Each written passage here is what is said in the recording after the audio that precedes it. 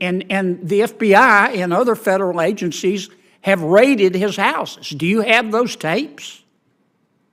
Again, I can't discuss the specifics of our law enforcement operations related to Mr. Epstein or Ms. Maxwell, but obviously we had very active investigation related to both of them. But whether it extends to other people, I'm not sure that's something But here, comment on. a suit was filed yesterday. Senator Kennedy. Sorry, Martin. Mr. Director, welcome. I bet you just love talking about where to put the FBI building, don't you? Probably one of your favorite topics. I've got two questions. Number one, if you took the major Mexican drug cartels, which also traffic people into the United States, and turned them upside down and shook them, President Lopez Obrador would fall out of their pockets, wouldn't he? Well, I don't know that I can comment on a specific individual's corruption other than through cases that we bring. But I understand the point that you're making, for sure. We're not getting much cooperation out of Mexico, are we? Let me put it this way. While we have had some successes here and there in terms of extraditions and so forth, and I appreciate those, and I'm grateful to our Mexican partners for those, especially at the working level, we need a whole lot more from Mexico than we've gotten in terms of shutting down the cartels and stopping the flow of the precursors. I mean, I could go on and on. So I'm grateful for the successes we have had, but we need a heck of a lot more, is the way I would answer that. Why don't we use leverage of what I call NAFTA 2 to try to encourage the president of Mexico to cooperate more? Yeah, I mean, NAFTA, of course, is a trade agreement, and I'm not really an expert on trade relations. Certainly, from an FBI perspective, we welcome every tool in the toolbox to try to improve the relationship and the cooperation, and I'm hopeful that the Mexican government will see the value of building on the successes we have had and take it to the level that it needs to be, because it's not where it needs to be. Okay. Here's my second question. We know that Jeffrey Epstein, who is now deceased, and Ms. Maxwell, his associate, who's in prison, were engaged in a conspiracy of sex trafficking with minors. So were others. It's been widely reported. What's the FBI doing to investigate the other people that were involved in these sex trafficking rings? Well, I'm not sure that I can confirm any specific individual. Well, let me put it this way. Let me give you some facts, widely reported. Jeffrey Epstein had video surveillance in all of his homes and on his private island. And there have been articles after articles from witnesses who have said he videotaped sex acts with prominent people because he was trying to incur, with young girls that he had procured, to try to incur favor with those prominent people and potentially to be able to blackmail them. Now, that's a fact. And the FBI and other federal agencies have raided his houses. Do you have those tapes? Again, I can't discuss the specifics of our law enforcement operations related to Mr. Epstein or Ms. Maxwell, but obviously we had very active investigation related to both of them. But whether it extends to other people, I'm not sure that's something But here, a suit was filed yesterday against one of those prominent people by one of the young women sex trafficked, allegedly, said he was part of the ring. It's on the front page, I don't know, is this the New York Times, Wall Street Journal? And we keep seeing article after article after article, and we keep hearing about prominent person after prominent person after prominent person. I just want to know if these prominent people are above the law and are going to be, and aren't being investigated, or is the FBI investigating them? Well, no one is above the law, number one. As to whether specific people are being investigated, that's not something that I, as I'm sure you can appreciate, can engage on here. We've devoted significant resources to the investigation. Is it ongoing? I'm not sure there's anything I can share with you on that, but let me see if we can get back to you and provide a little more information. Well, for example, these allegations in this lawsuit, the civil action. Yeah, I haven't seen You ought to read the article. It'll trigger your gag reflex. Is the FBI going to investigate that? Well, again, I haven't seen the article, but I would be happy to take a look at it and take it back and see if it's part of something I'd we're just already like to working on. know, I share your... yeah, is the FBI still investigating this, or are these prominent people going to go scot-free? I'm not sure that I can tell you whether or not there is ongoing work being devoted to this. I would be happy to take a look at the specific article. I share your disgust at Mr. Epstein's conduct and Ms. Maxwell's conduct. And others. The whole operation. Okay, thanks, Madam Chair. Sorry, Martin. Mr. Director, it seems to me that some people should not have power. I don't care how smart they are. I don't care how experienced they are. They just don't have enough maturity or morality or ethics to exercise power. And I am talking, of course, about your predecessor. You have been a significant improvement. Unlike my experience with you, and what I've observed is that unlike your predecessor, you're not egomaniacal, and you're not egocentric, and you're not a self-aggrandizer. You don't run around like your predecessor going, look at me, look at me. You don't leak to the press like the Titanic. And I know that's a low bar, but I appreciate it. You talk a lot about 38,000 women and men in the FBI, the vast majority of whom do an extraordinary job, and I agree with that. Most of those women and men that you're talking about are in your field offices. I'm not saying there aren't some in the Washington office. But the problems we've had with the FBI over the past decade, you've alluded to them, have come primarily out of the Washington office. I listened carefully to your recitation of your efforts to clean that up. But I think most fair-minded Americans still wonder if there has been real accountability in all cases. And that's the spirit in which I'm going to ask you these questions.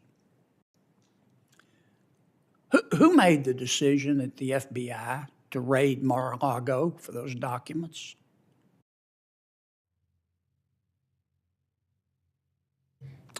Well, I'm not sure there's a specific person that made the decision. It was the investigative team that was on that investigation, working with the prosecutors on the case. Why didn't you just do a consent to search and avoid all the drama? Well, You, but whoever made the decision. yeah. Well, let me try it this way, because obviously we are talking now about not just an ongoing investigation, that's not just an ongoing investigation that's being led by a special counsel, but an ongoing investigation being led by special counsel that's in front of a court with likely very strong views about what it is I can say publicly, which gets at some of your your gracious comments about public commentary about cases.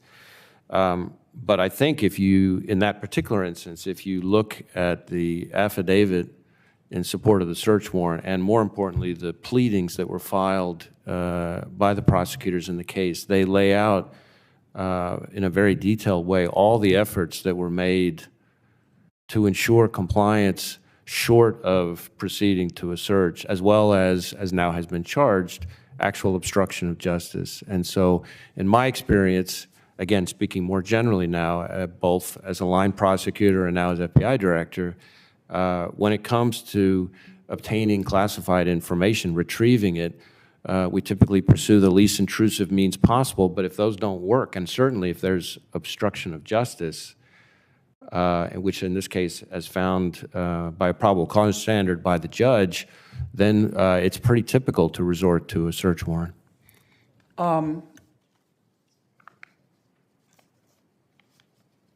Of course, as you know as well as I do, that the FBI cannot censor American speech. It talks about abridging speech, that our First Amendment does. At one time, I think it was during your tenure, the FBI had 80 FBI agents working with social media, encouraging social media to take down accounts and remove, quote, disinformation and election interference.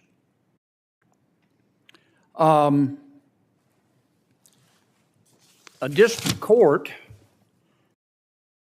found that the FBI and other agencies asked social media platforms to remove content and to change their moderation policies in a way that violated the First Amendment. And it went up to the Fifth Circuit. The Fifth Circuit limited the injunction, but here's what the Fifth Circuit said.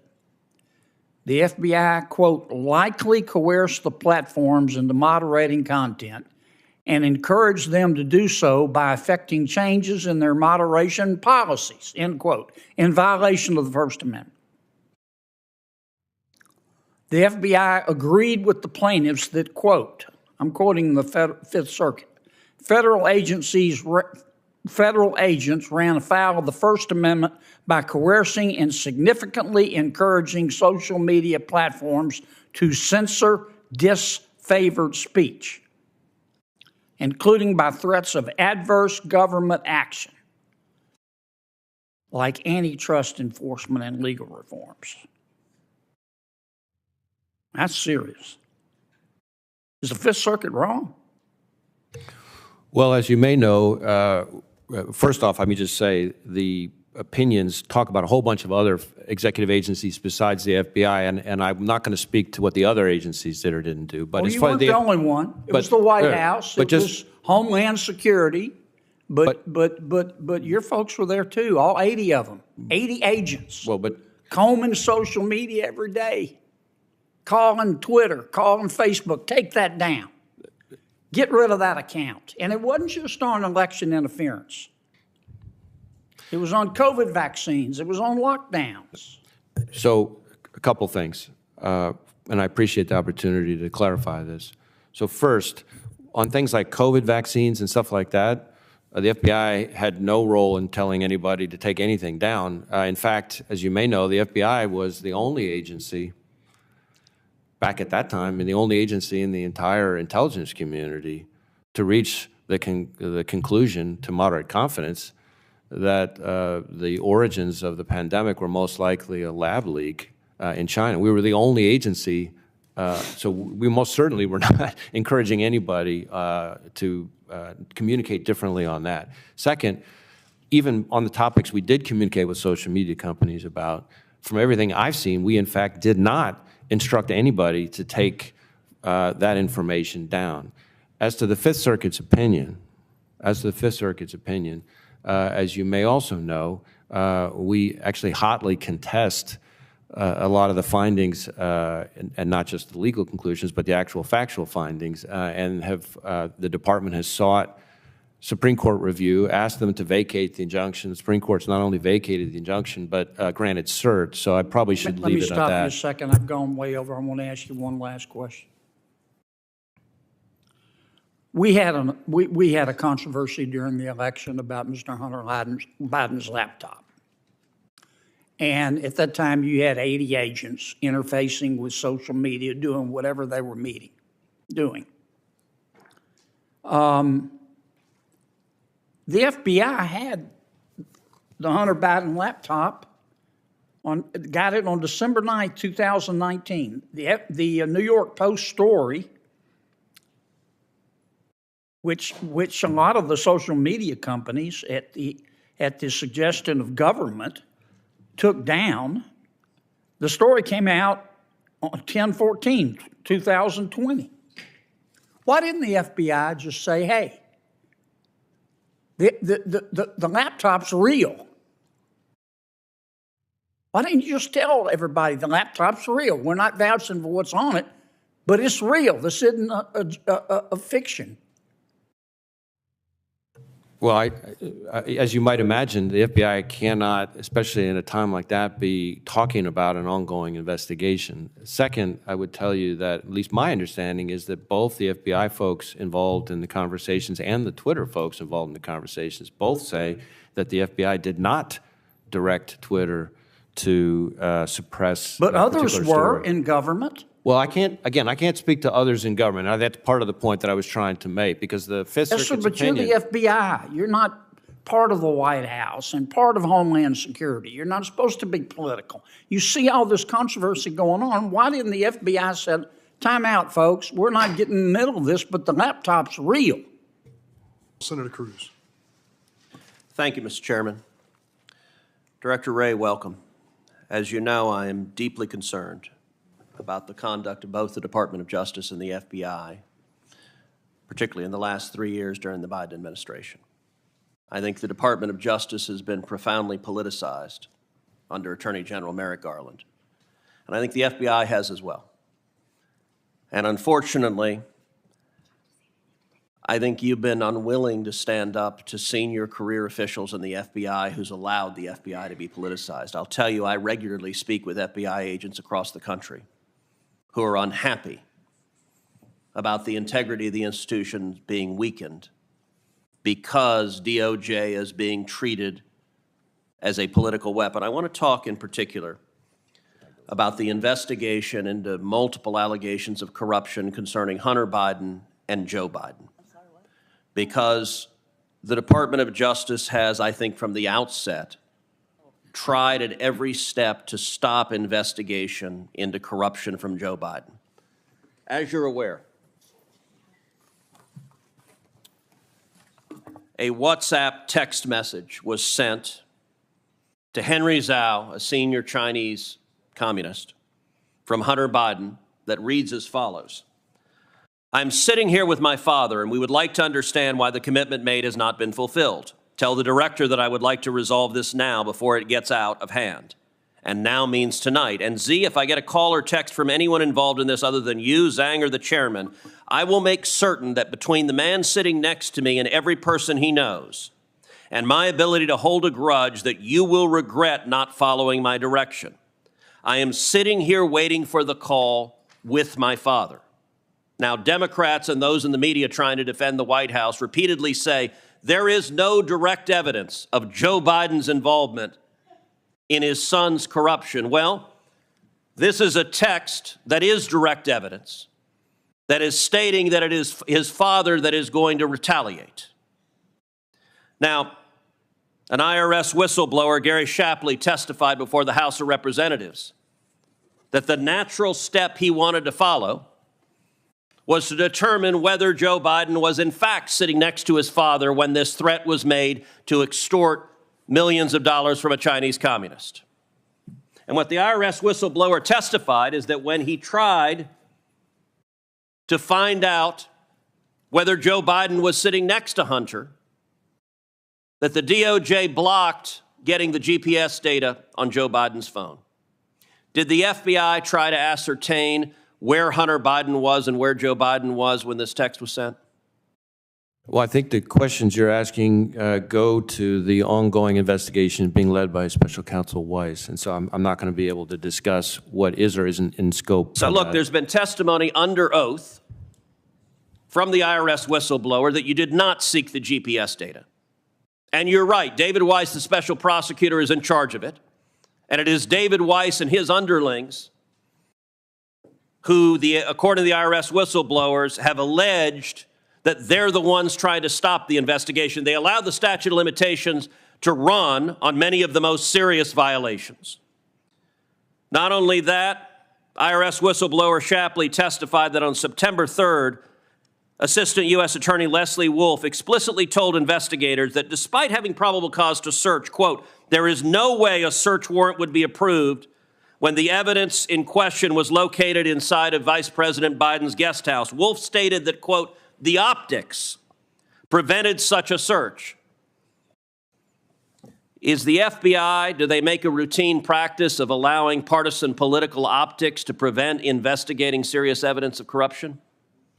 My instructions to our people on this and on every other investigation are that we are to follow the facts wherever they lead, no matter who likes it, no matter what political influence Then why there did may you be get out the there. GPS data on where Hunter Biden and Joe Biden were? Again, Senator, with respect, I can't discuss But it's an not ongoing with respect. investigation. And Director Wray, you and I have gone round and round on this because I understand. Anytime you're asked about this, the answer is it's an ongoing investigation. Of course, the investigation isn't ongoing. You're not doing the work. You got whistleblowers pointing out that you're not doing the work, and you are hiding behind the skirts of the Attorney General. Look, the whistleblower also testified that the Attorney General, when he came before Congress, go to the next chart, came before Congress, lied under oath to this committee. The Attorney General testified to this committee in response to my questioning. I have pledged not to interfere with the Hunter Biden investigation, and I have carried through on that pledge. The IRS whistleblowers have alleged the Attorney General lied under oath, a felony. Was the Attorney General telling the truth when he said this? Do we have the chart? We don't have the chart. Was the Attorney General telling the truth when he said, I have pledged not to interfere with the Hunter Biden investigation, and I have carried through on my pledge? Again, I can't speak to the Attorney General's testimony. I can only tell you what my instructions have been to our people, and I Has there expect those been to be political followed. interference in the investigation into Hunter Biden and Joe Biden? Not that I have experienced. Were the investigators allowed to investigate whether Joe Biden was complicit in the corruption? Again, there is an ongoing investigation. I'm asking you about being led. corruption from DOJ. Were they allowed to investigate Joe Biden, or is the whistleblower telling the truth that DOJ said Joe Biden's off limits, no questions about the big guy? And as to what is in scope or not in scope of the ongoing investigation, I would refer you to Special Counsel Weiss. That is not me hiding behind anything, Senator. That is a longstanding policy that has been in place Director through Wray, multiple administrations, you have a going back years and years have and a years. responsibility to the FBI, not to allow it to be a partisan tool and a partisan weapon. The testimony, and by the way, the FBI's done nothing. And I have not, and I will not. Have you opened an investigation into whether the Attorney General lied under oath to Congress and whether the Attorney General obstructed justice? I'm not going to go down that road here. I know you're not. That's the point. Nobody thinks you've opened an investigation because you're not willing to. And the amazing thing is, Director Wray, I've known you 30 years. You're not a partisan Democrat. You're simply sitting blithely by while career partisans in your agency allow it to be weaponized. And you are damaging the FBI, and you are damaging the Department of Justice. Let me ask you also, the whistleblower testified that investigators wanted to execute a search warrant on a storage unit used by Hunter Biden, and instead they tipped off Hunter Biden's lawyer before the search warrant was carried out. Is it typical FBI practice to tip off the subject of a search warrant before the search warrant so they can remove any evidence that's incriminating? What is typical is that when you're dealing with an individual who has a protective detail, it is typical for agents to be in contact with the subject's protective detail. Does the protective detail guard the storage unit? Again, I can't speak to the storage unit specifically, but I can tell you is that when it comes to... Why would the FBI tip off the subject of a search warrant about the storage unit that was going to be searched beforehand? Does that not undermine the very essence of an investigation that DOJ is purporting to undertake? Again, I'm not going to be able to discuss specific investigative steps But that who were is? taken If in you're this. not, nobody answers these questions, and it's why people are furious with the cover-up, because you don't believe the FBI is accountable to Congress or to the American people. Your time is up. Director Wray has requested a 5-minute recess. 5 minutes. Let me just, Senator, if I might just quickly respond and then Respond. go to the break. Thank you.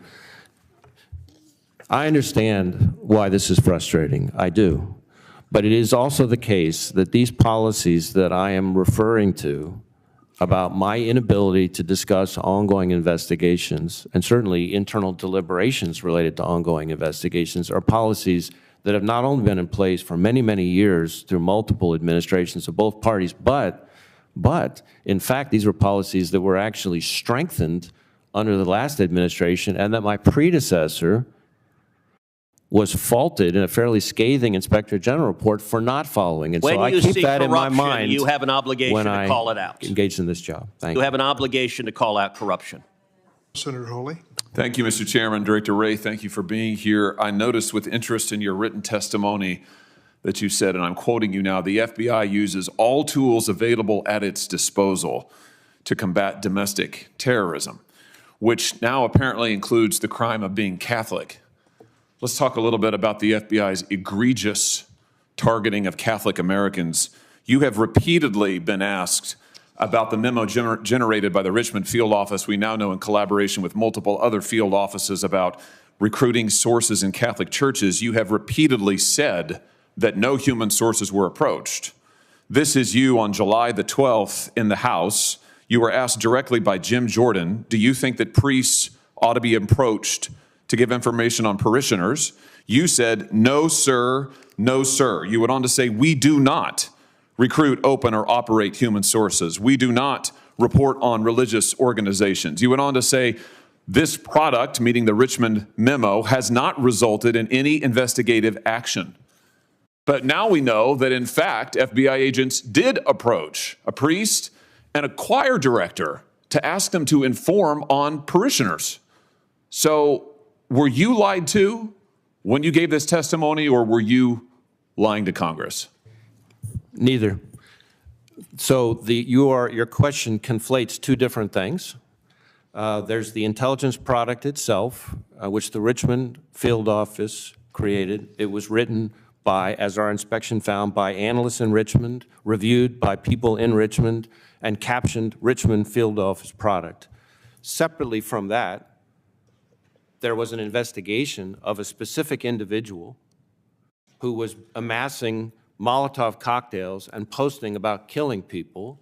And it does not surprise me that there were people who knew that subject in that investigation, that is the guy building the Molotov cocktails and trying to kill people, that people talked to the witnesses who knew that person. And I think the product, the Richmond intelligence product, which cites that investigation, is actually pretty transparent about exactly what I just said. No, I don't think so at all. In fact, the only reason we know this is a whistleblower has come forward and told the House under oath that the FBI went and interviewed priests and choir directors in the Richmond area. The House goes on to say that the FBI has repeatedly refused to disclose this information. The only reason we know it is because a whistleblower came forward with it. Just like the only reason we know about this memo is because a whistleblower came forward with it. How many other parishes around the country have priests or choir directors been approached? By the way, are Catholic choirs now, are they breeding grounds for domestic terrorism? Is this your latest theory? How many other parishes have FBI agents approached priests and choir directors to ask about parishioners? Look, Senator, we do not and will not conduct investigations based on anybody's exercise of their constitutionally You protected have done religion. so, and your memo explicitly asks for it. Your memo labels traditional Catholics as racially and ethnically motivated violent extremists in need of investigation. You have a list of churches, a list in the memo. You've repeatedly said we don't target churches, we don't list churches. They're listed in the memo. So how many other parishes have you gone to talk to choir directors, for heaven's sake? As I've Know the answer to that question. No, I don't know the answer to that question, but I can tell you that we don't investigate people for their exercise of their constitutionally protected religious expression. I That just can't- particular intelligence product is something that as soon as I saw it, I was aghast. I had it withdrawn. Really, you were aghast. I was. Oh, really? And Yes, what sir. have you done about it? Did you fire the people who wrote it? No, I had it withdrawn. Have you fired anybody involved in it? Senator, if you would give me a chance to answer That's a your yes or a question. no. It's not hard. Have you fired anyone involved in the writing of that outrageous memo about which, frankly, you've repeatedly misled the public? Yes or no? The individuals involved Have in that you product fired were anyone?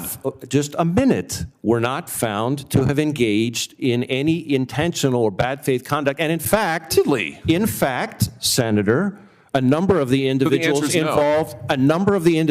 involved in writing that product in the Richmond office were themselves Catholic. So the notion Oh, I see. that So they were therefore targeting their own faith Oh, so they is have a nonsense. get out of jail free card. I see.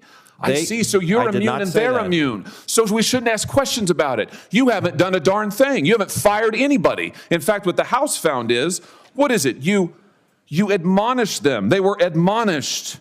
And their respective supervisors were told to engage with the Human Resources Division to ensure that deficiencies are addressed. Oh, well, I feel much better.